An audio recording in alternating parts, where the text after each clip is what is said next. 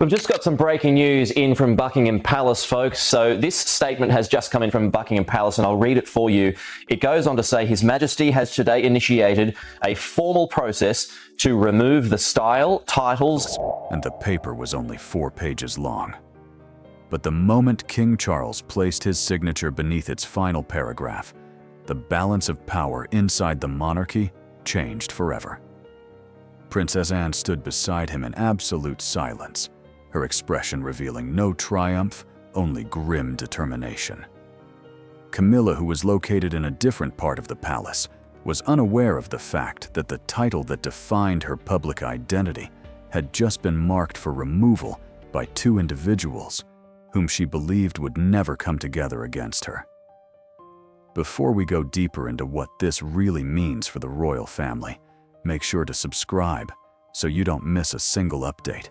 Charles kept his hand near the pen, but he did not look relieved. Inside the private Buckingham Palace study, no courtier or family member had been asked to observe the judgment. It was not the purpose of the meeting to engage in debate. Rather, it was intended to stay away from interference. Between the king and his sister rested a sealed constitutional order, a royal mandate pointing out how Camilla's rank and access would be revoked.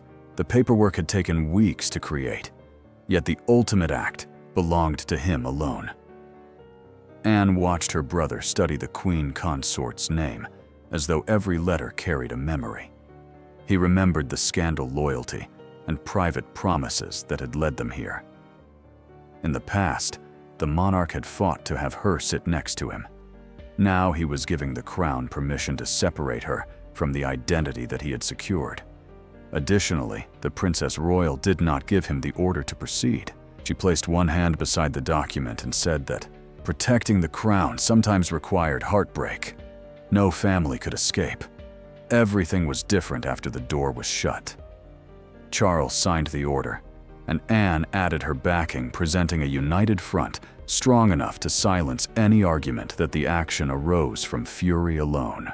The decree revoked Camilla's Queen Consort title, the ceremonial designation identifying the sovereign's wife as his official royal partner, and removed her from the monarchy's senior governing circle.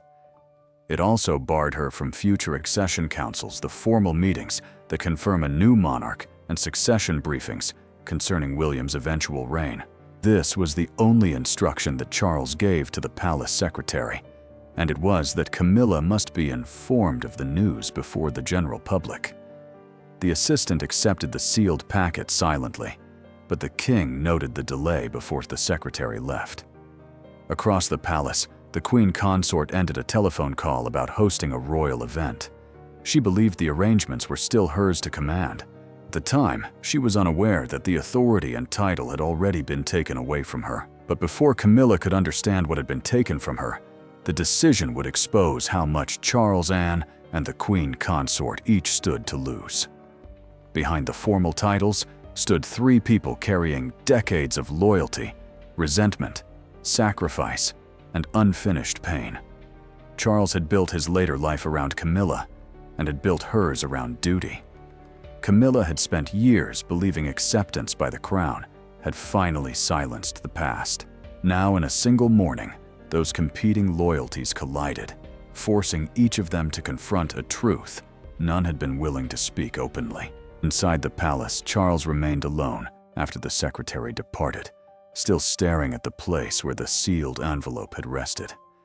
The king had inherited an institution whose survival depended on public trust. In addition to this, he had constructed his personal happiness around the woman who was now being removed from the highest circle of his life. The fact that the crown could not give the impression of being controlled by personal loyalty made that conflict significant. Yet every line of the decree felt to him like a betrayal of the person who had endured years of hostility at his side. He remembered how she had stayed when crowds rejected her, how she had absorbed blame without walking away, and how fiercely he had promised that her eventual place beside him would never again be questioned. Anne carried a different burden. The Princess Royal had learned from Queen Elizabeth II and Prince Philip that monarchy was not a reward for love, but a lifelong surrender to duty. The late monarch had treated the crown as a responsibility greater than any single relationship, while her husband had defended that principle with unflinching discipline. She had watched her brother protect Camilla through every rising tension, and each defense convinced her that affection had begun clouding judgment. Yet she felt no victory now. She knew the order would wound him, and she understood that forcing him to choose duty could damage the trust between them forever. Camilla heard the knock moments later. She accepted the envelope in her private sitting room, dismissed the secretary, and broke the seal without calling an attendant. The Queen Consort read the first paragraph twice before slowly lowering herself into a chair. A constitutional decree, meaning a formal royal order, defining authority and official status, stated in unmistakable language that her title and senior privileges had been withdrawn. Then she saw Anne's name repeated beside Charles's approval. The discovery cut deeper than the decision itself, because it proved this was no sudden argument, no passing anger, and no order she could persuade him to reconsider by nightfall. Camilla found a handwritten note folded behind the legal pages. Charles had written only a few careful sentences, explaining that the crown required a boundary he could no longer ignore. He offered no apology and asked for no forgiveness. She pressed the note flat with trembling fingers, then returned to one final clause, mentioning the recent Windsor ceremony. In that instant, she understood exactly which action had turned Anne's concern into resolve. The title had been revoked in one morning, but the underlying cause had began weeks earlier during a ceremony that became the palace's irreversible point of no return. The breaking point did not begin with shouting scandal or a public disgrace. It began during a tightly controlled ceremony at Windsor Castle, where every step had been planned and every place given. Yet when Camilla gently adjusted one portion of the proceedings, Anne noticed. Charles remained mute. William watched from across the room, and before the ceremony concluded, an apparently insignificant deed had exposed a struggle for influence no one could disregard again. William had joined the event expecting a calm endorsement of his expanding responsibilities.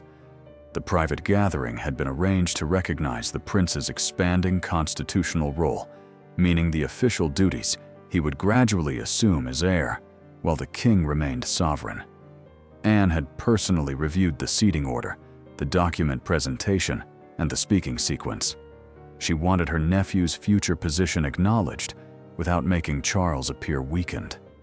Because the monarchy was dependent on a distinct line of demarcation between the ruler of the present and the man who was destined to succeed him. This equilibrium was of great importance. Camilla changed that balance moments before the proceedings began. She called an equerry, a royal household officer who carries out formal directions, and quietly ordered William's prepared folder removed from the middle table. In its place, the Queen Consort positioned her own ceremonial portfolio and took the place between Charles and the future king. The move lasted only seconds, yet everyone understood its meaning. The prince stood aside without protest, but his tightened jaw revealed the humiliation he refused to show openly. Not only had he been denied a seat at a table, but he had also witnessed someone asserting their control over a moment that was intended to validate his plans for the future. Hi viewers, are you outraged that Camilla tried to humiliate Prince William by altering the Windsor ceremony to assert her own control over his future, yes or no? Put yes in the comments if you stand with Prince William and Princess Anne. Subscribe now, hit the like button, and share this video with someone who believes the line of succession should never be manipulated for personal influence. Anne felt the warning immediately. She saw her brother notice the change and choose silence rather than confrontation. The Princess Royal waited until the ceremony ended, then followed Charles into a narrow private corridor and asked why he had allowed an approved arrangement to be overturned. The king loosened his cuff and avoided her eyes. He said he had wished to prevent embarrassment. She said that his silence had created something far more dangerous, the appearance that Camilla could rewrite royal power whenever he lacked the resolve to stop her. The suspicion intensified that evening. Through a documented briefing delivered by a senior household officer, Anne learned that Camilla's office had circulated a revised ceremony paper describing her as the monarchy's continuity authority, a phrase suggesting she held power to protect and direct the crown during transition. Charles had never approved that language. A second file showed her staff had asked access to privileged succession records, private papers governing William's future function, under the premise that she required them to organize later obligations. When Anne arrived at her brother's study the following morning, she brought both documents with her. She placed them before him and asked that Camilla be summoned without advisors, assistants, or excuses. What began as a silent altercation at Windsor was now moving toward a confrontation in which affection, authority, and betrayal could no longer remain politely separated. No aides were permitted inside. No private secretary was allowed to take notes. Camilla occupied the opposite end of the room from Charles, who occupied the opposite end of the room. Anne remained in the middle of the two of them, with the modified Windsor briefing put on the table. For several seconds, nobody spoke. Following that, the Princess Royal posed a single question with a level of composure that was absolutely devastating. Who had granted Camilla the ability to position herself within the line of succession? The drawing room at Clarence House was the one that Charles had selected because it was more associated with memories than with formality. There were intimate talks, family reconciliations, and pledges that were never intended to be heard by the whole public that took place in the chamber. Because the monarch did not want Camilla to face him as an official accused in front of the institution, this was an important consideration at this time. It was important to him that she respond as the woman who had been a part of his life. Anne had brought the revised ceremony brief, the request for succession files, and written instructions sent by the Queen Consort's office to Windsor staff. A private record that outlined the manner in which responsibilities, powers, and access would be transferred to the heir was known as a succession file. By attempting to obtain those papers, William was essentially reaching into his future. Camilla raised her chin and stated that she had taken action in order to safeguard Charles. She felt that the Windsor ceremony risked making him appear weak, while his son's authority expanded in front of top household authorities. Even though the monarch remained silent and did not interrupt, the pain that was already present on his face became even more apparent when she insisted that everything had been done for him.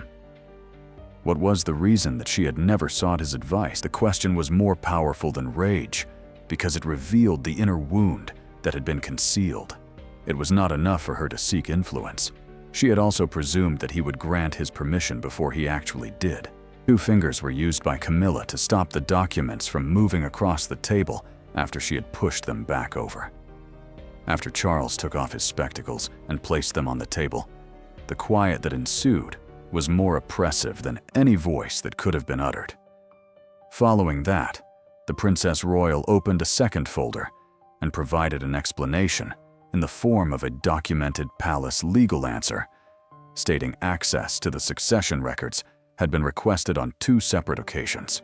However, Camilla's team had returned with new phrasing and attempted to make another attempt, despite the fact that the initial request had been confidentially refused by palace legal officers, who are technically responsible for preserving constitutional laws. Eventually, Camilla spoke clean about what she had been afraid of. She was under the impression that William's counselors were gradually isolating Charles, so diminishing his authority before the death of the monarch had even occurred. A second line of power would be established around the monarch, according to the Queen Consort, so that decisions could still be communicated to him without going via the prince's inner circle. In a state of bewilderment, Charles staring at her. In addition to stating that the monarchy could not endure the existence of 2 competing centers of power, he informed her that defending him could never entail doing something that would damage his son. Charles reached for the bell and requested the constitutional papers governing the removal of a consort's ceremonial status. Not to be confused with the institution of marriage itself, the consort position was the public authority that was bestowed upon the spouse of the sovereign. The caution has come to an end. Charles had finally spoken. However, the ability to transform his rage into an irreversible royal decision was contingent on factors that were significantly more powerful than a single broken marriage. Although a royal title may give the impression that it is held by a single individual, its power is only maintained so long as the institution continues to acknowledge it. The separation of marriage from monarchy, affection from authority, and public symbolism from legal status was initiated by constitutional consultants behind closed doors. However, the pressure that was the most important did not come from the courtiers or the attorneys. It came from Charles himself, who was found sitting by himself before daybreak and was compelled to determine whether or not the crown could survive another compromise. In complete silence, Charles read the constitutional memorandum as the first rays of light entered the room via the windows. A formal legal briefing that explained what the sovereign may do without causing a marriage to dissolve or disrupting the line of succession was known as a constitutional memorandum. The paper made one reality painfully clear: Camilla would remain his wife, but her ceremonial title, official duties, staff access, and seat within important royal meetings could all be rescinded through a sovereign directive. When the king reached the paragraph that distinguished private marriage from public office, he paused for a moment and pressed his thumb against the page. That distinction important because the monarchy could endure personal suffering, but it could not survive unclear authority at the core of the crown. Anne eventually made her entrance without any formal ceremony and stood next to her brother while the counselors described her function.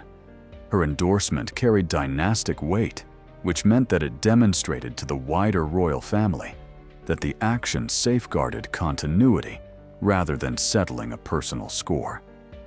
Although the Princess Royal was unable to sign in place of the monarch, her support displayed dynastic weight.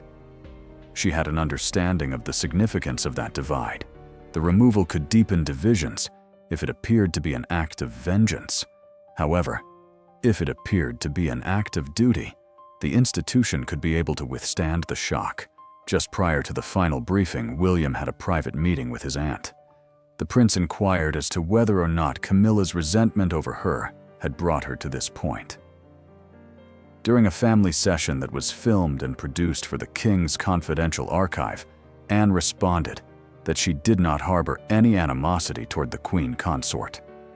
She was terrified of the circumstances that would arise if affection became more powerful than the rules that held the monarchy together. The future king paid close attention to the decision because it will have a significant impact on his own reign. Nevertheless, he was aware that it might result in his father becoming emotionally isolated. After that, the advisors discovered the more extensive damage. Camilla's title had been utilized to authorize staff access funding requests and briefing privileges, which went well beyond the initially planned ceremonial role that she was supposed to play. Her agency has extended its reach into areas of power that were concerned with succession planning and future planning. In an instant, Charles responded. He issued an order that suspended every privilege that was being contested prior to the announcement, preventing any attempt to change records, make contact with personnel, or exert influence over the final procedure. An advisor inquired as to whether or not the king desired further time. After putting the files away, Charles turned his attention to Anne. He responded without any hesitation, stating that the delay was the factor that had caused the issue to worsen.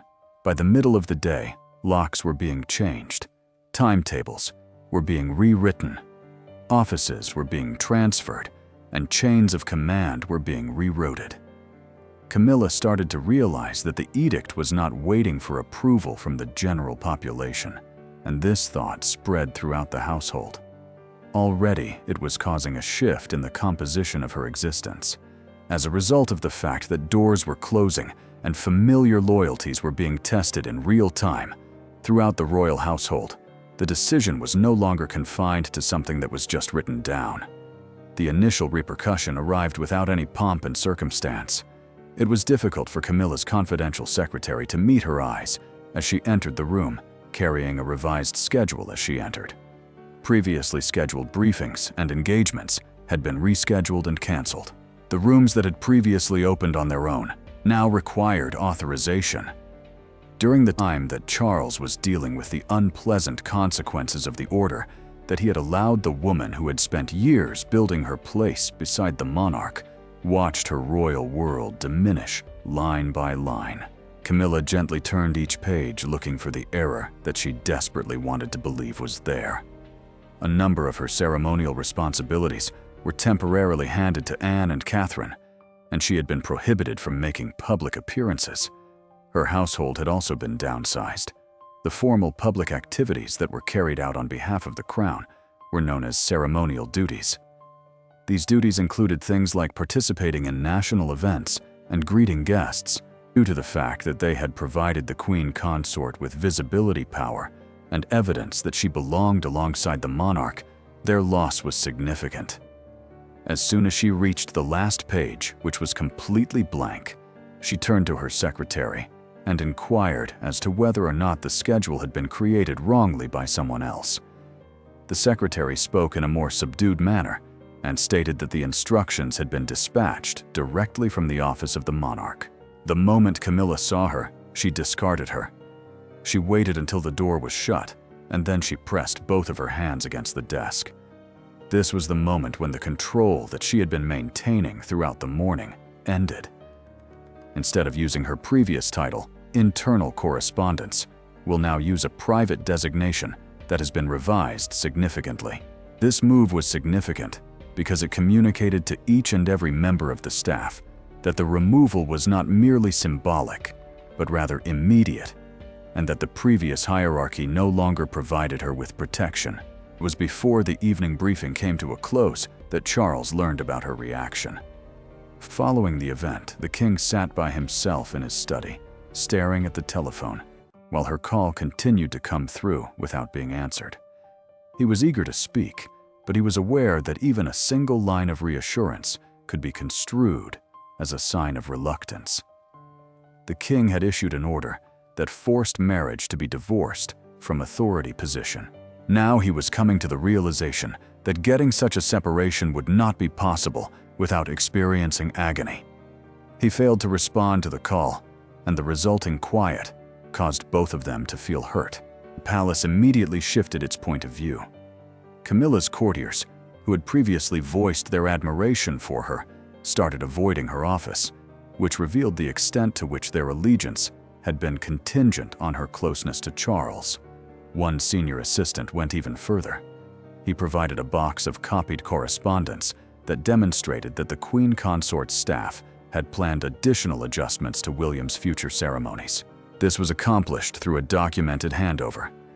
In the documents, it was suggested that the prince's speaking role should be reduced, and that during subsequent events, her office should be placed between the heir and the sovereign. Upon opening the box, Anne proceeded to read the initial memorandum twice. Almost immediately, the Princess Royal made a request for another meeting with her brother, but Charles refused to sit through any additional legal terminology or dialogue. That evening, he requested that she come by herself. There are no advisors. There are no documents. Both of them do not have titles. He was prepared to say for the very first time since the decree had been issued what the cost of duty had been to him. The issue reached its climax in a secluded chamber where Charles and Anne could only communicate with one another in the capacity of brother and sister. This occurred after a day that was governed by instructions and consequences. Both the red boxes that were on the table and the constitutional advisors that were waiting outside were absent. Charles poured water into 2 glasses, but neither of them was touched by him.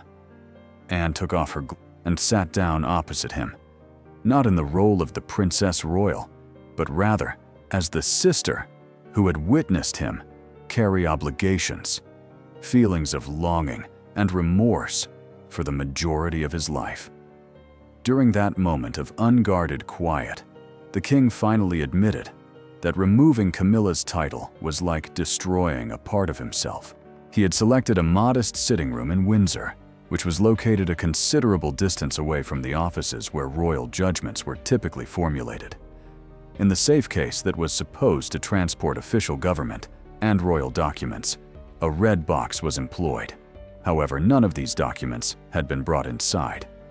In light of the fact that this was no longer a legal discussion, that absence was significant.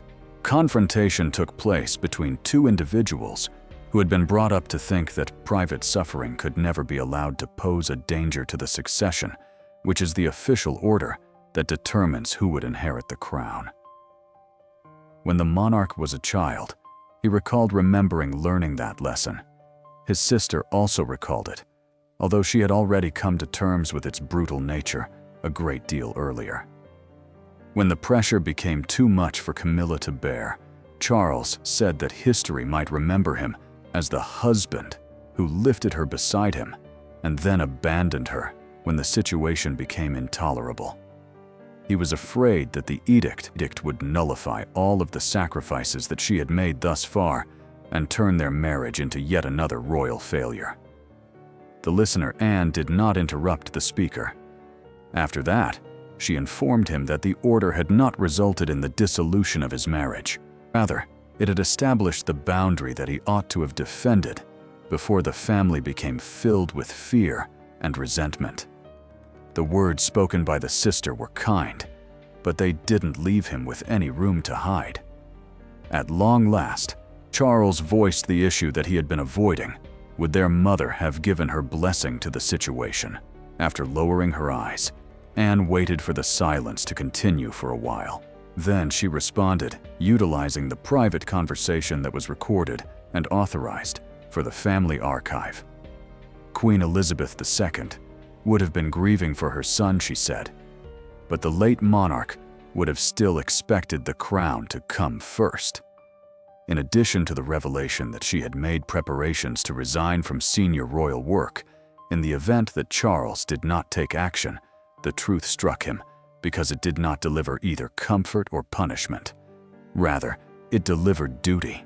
The Princess Royal was of the opinion that if she continued to serve, Camilla's growing authority would be perceived as legitimate. He was taken aback by her admission. As a form of compensation, the king admitted that he had been aware of the interference several months earlier. In spite of the fact that he had witnessed William's role being reshaped, his schedule being altered, and unusual requests being made, he had refrained from confronting his wife because he was afraid of losing the stability that she provided for him. After that, there was a change in the silence. Charles understood that reversing the decree would not restore peace, that he was still ruled by his own personal fear, would be confirmed by this. It was then that he asked Anne to be by his side when the official announcement was made public. He had already informed Anne that the order would be carried out without any alteration or delay. She was in agreement. Before the statement could be made public, the personnel of the palace began preparing it prior to daybreak. Camilla issued one final plea to see Charles alone. The crown had survived the private decision, but before the public judgment began, Charles and Camilla still had to face each other without protection ceremony or illusion. By 9 o'clock, the announcement had been disseminated throughout each and every newsroom in UK. The broadcasters disrupted the normally scheduled programming. The ready-made scripts were abandoned by the palace correspondents. Outside Buckingham Palace, people gathered beneath a bleak sky, staring at their phones, as the same astounding sentence emerged. Again and again, Camilla would no longer bear the title of Queen Consort. Yet the image that defined the morning was not the crowd. After the conclusion of their encounter, Charles was seen walking by himself. Buckingham Palace released the formal announcement with language designed to sound calm, but its meaning was impossible to soften.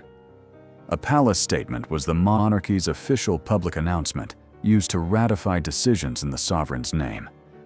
It said that Camilla's title had been withdrawn, her duties reassigned, and Anne's support recorded as part of the decision. The text also underlined continuity, making clear that William remained the indisputable heir, and that no separate center of authority would be allowed to grow around the monarch. This was significant because the crisis had put more than one marriage in jeopardy. It had also put the public's faith in those who actually held power in jeopardy. Britain selected sides very instantly. In a special edition of a newspaper published in London, the headline, "The Queen Consort Removed," was printed above a photograph that showed Charles and Anne entering separate palace entrances. Supporters praised the Princess Royal for protecting the monarchy when others had hesitated.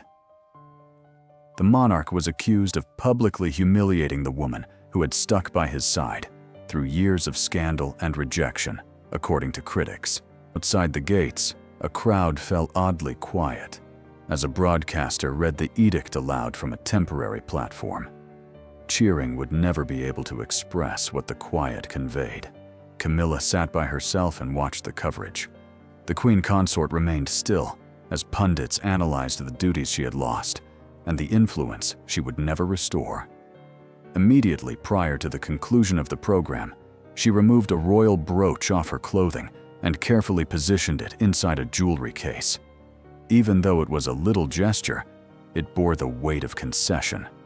She was not only removing an ornament, rather, she was acknowledging that the identity that was associated with it was no longer hers.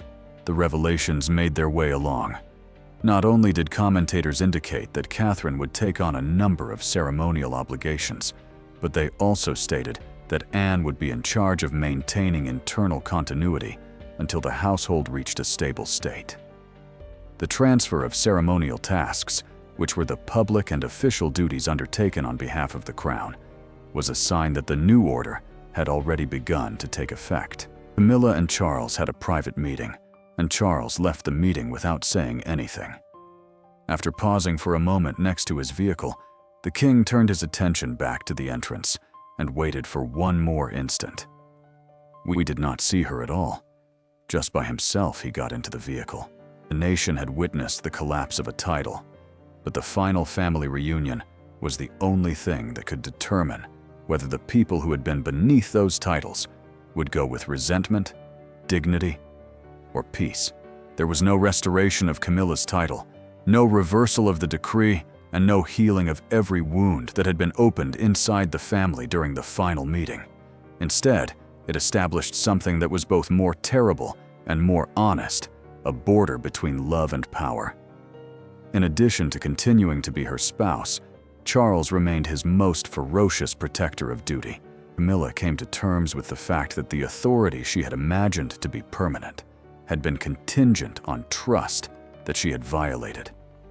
The monarchy was able to survive, although doing so was accomplished by defeat rather than triumph. Charles was the first person to enter the chamber, and then Anne, Camilla, and William followed suit. It was before bitterness could once again cause the family to become divided that they had gotten together in private to discuss the repercussions of the decree. The fact that the meeting was important was not lost on the king. Private resentment has the potential to escalate into a public confrontation in the absence of a definitive resolution, and any new conflict has the potential to undermine trust in the succession.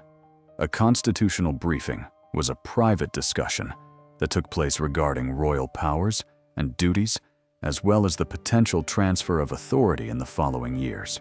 It was agreed upon by Camilla that she would no longer participate in those discussions, have any influence over the succession planning process, or utilize her official royal office. Camilla gave her husband a piercing look and informed him that the title itself was not the most severe harm.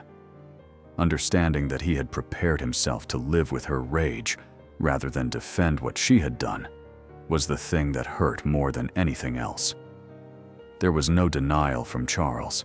In response, the monarch stated that he continued to love her, but that these feelings could no longer be interpreted as authorization to cross the boundaries that were protecting William the Crown and the future of the monarchy. Despite the fact that his statements were not unkind, it was more difficult to question them. After reaching into her handbag, Camilla took out the official seal that was used for the household. This little symbol, which indicated her position within the organization, was adorned with permitted directives that were provided in her capacity as a princess. She brought it to Anne's attention and assured her in a low voice that she would not challenge the choice. Princess Royal accepted it without displaying any signs of triumph. In spite of the fact that her power had been terminated, she understood that the years that the Queen Consort had spent beside Charles could not be erased. Camilla was then given the assurance by William that she would be treated with the utmost respect and decency. Equally apparent was the position that the prince took, which was that the succession and the duties that came with it would never again be altered via their own personal influence. Without making any objections, she agreed to the constraint. Following the beginning of the crisis, everyone finally had a clear understanding of the boundary between power and family for the very first time. All by herself, Camilla exited the room. Despite the fact that he was standing at the doorway, Charles did not return her call. Rather than celebrating, Anne remained at her brother's side, simply bearing the burden of what her responsibilities had required of her. The private life that the monarch had battled so hard to protect had been taken away from him. She had lost the authority that she had thought ensured her safety. With a great deal of emotional investment, his sister had managed to keep the institution intact. The monarchy stood united, protected, and unambiguously clear, despite the fact that no one had emerged victorious. Charles and Anne came to the realization that the crown had been spared, but in order to save it, they had to give up the idea that love alone could keep a monarchy together. This realization occurred in the silence that followed Camilla's departure. Hi, viewers. If you agree with King Charles's painful but necessary decision to establish a firm boundary between love and power to protect the monarchy, put yes in the comments. Like this video, share it, and subscribe right now. Anyone who respects the sacrifices Charles and Anne made to save the crown, but leaves without subscribing, is failing to give this historic defense of the institution the public backing it desperately needs. Let's show the palace that true royalty means putting duty first. Hit that subscribe button right now to show your unwavering support.